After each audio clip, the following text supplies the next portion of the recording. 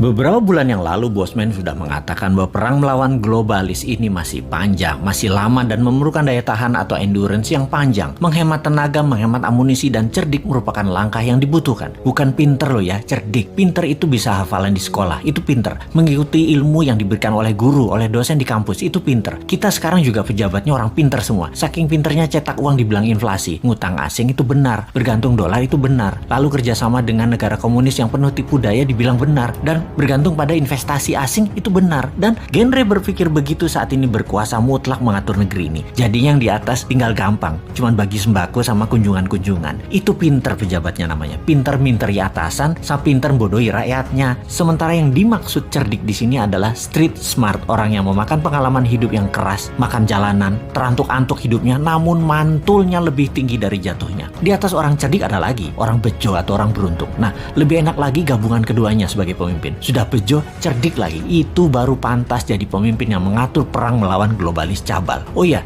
sebelum lanjut kita harus membedakan pebisnis globalis dan globalis cabal. Cabal adalah secret society, lebih menginginkan kepengendalian mutlak atas kehidupan manusia. Cabalis itu sudah pegang kendali atas teknologi, atas informasi, kendali atas komunikasi, sistem keuangan, dan sekarang kendali ke arah dua hal yang penting, yaitu kesehatan serta makanan. Musuh negara tidak berdaulat yang pemimpinnya oportunis itu bukan hanya dua negara besar, Tiongkok dan Amerika, tetapi ditambah juga globalis cabal. Jadi ada tiga musuh sebenarnya. Kita detailkan ketiganya, pengendali negara lemah tersebut. Pola kendali terhadap negara lemah atas dua negara besar dan kelompok globalis adalah tiga strategi Tiongkok, yaitu menggunakan soft power kalau Tiongkok ya. Pertama, kendali atas media massa sebuah wilayah. Nomor dua, kendali atas pejabat pemerintahan wilayah yang ditarget serta anggota parlemennya. Kemudian nomor tiga, kendali atas peraturan hukum dan penegakan hukum di wilayah tersebut. Di sisi lain, strategi Amerika itu menggunakan hard power, yaitu tekanan militer, terorisme, ideologi, humanitarian, menggunakan organisasi multilateral seperti IMF, PBB. Semua adalah tool Amerika untuk menyedot aset harta negara lemah. Strategi globalis cabal adalah pegang sosial media, informasi, dan big data. Mereka bukan mau menguasai wilayah hajat hidup seperti Tiongkok, ambil sumber daya alam seperti Amerika, kendalikan energi dan oil, serta dolar. Bukan. Globalis cabal kendalinya atas data, atas minat interest seseorang, mengubah tindakan perilaku, merubah society, merubah dunia dengan merekalah pemegang kendali hidup manusia, bukan hanya wilayah. Globalis cabal anti negara, anti nasionalisme, senang atau mendukung pemimpin otoriter yang bisa dikendalikan oleh mereka. Jadi saat ini perangnya ada tiga front, Tiongkok, Amerika, dan globalis cabal. Globalis saat ini pegang kendali atas big farmasi atau perusahaan obat-obatan besar serta kesehatan. Alat tes COVID, virus COVID, dan vaksin adalah satu paket globalis cabal yang punya. Sistemik sekali kerja mereka, didesain panjang sejak 15 tahun yang lalu. Detail, rinci, terarah, lengkap dengan perang medianya, desain ketakutannya, dan alat yang disebut COVID atau virus yang sedikit lebih mematikan dibandingkan flu itu.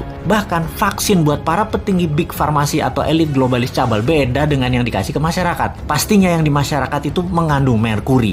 Ini kata data intelijen pertahanan internasional loh ya, mudah-mudahan data ini salah. Vaksin globalis paling nggak suka dengan imunoterapi atau imunodulator, peningkatan imunitas yang dipakai untuk melawan mereka, karena tidak bisa didata, tidak bersertifikat. Mereka globalis cabal yang perlu bukan hanya vaksinnya laku, PCR antigennya laku, sebaran virusnya cepat dan meluas, tapi data itu tidak kalah penting bagi mereka. Globalis menyarankan pakai masker dan lockdown di banyak wilayah sesuai dengan saran versi globalis. Semua sudah dibuat protokolnya sehingga efeknya perangnya panjang. Ada yang improvisasi, misalnya pakai imunoterapi lokal, lockdown ringan bergantian, ekonomi jalan biasa, pakai data center satelit sendiri, komunikasi pakai tool negara tersebut sendiri, sosial media punya sendiri, negara tersebut nggak akan rubuh, ekonomi jalan dan COVID musnah dalam sekejap. Anti saran globalis dan melawan mainstream pasti menang. Itulah kenapa di tahun 2019 pertama-tama video Bosman muncul, kita mengingatkan perang yang akan terjadi di tahun 2020 dan tahun 2021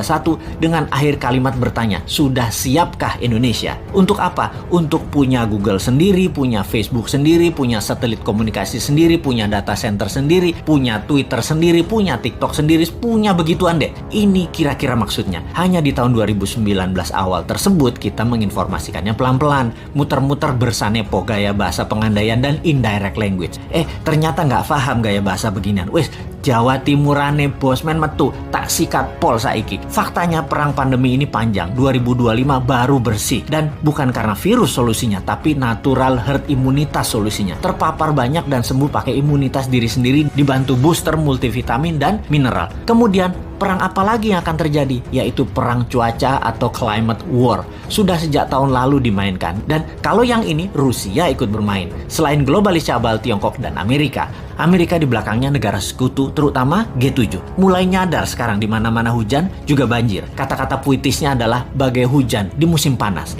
Jadi kenyataan benar karena ya direkayasa cuacanya. Masihkah tidak sadar juga setelah pandemi, maka kesengsaraan lain akan terjadi, yaitu kelangkaan pangan. Sudah siapkah kita? Atau seperti 2 tahun ini, walau sudah diingatkan tetap aja menjalankan semua seakan-akan seperti anak SD gambar pemandangan 2 gunung, matahari, dan sawah. Wapokmu kapan?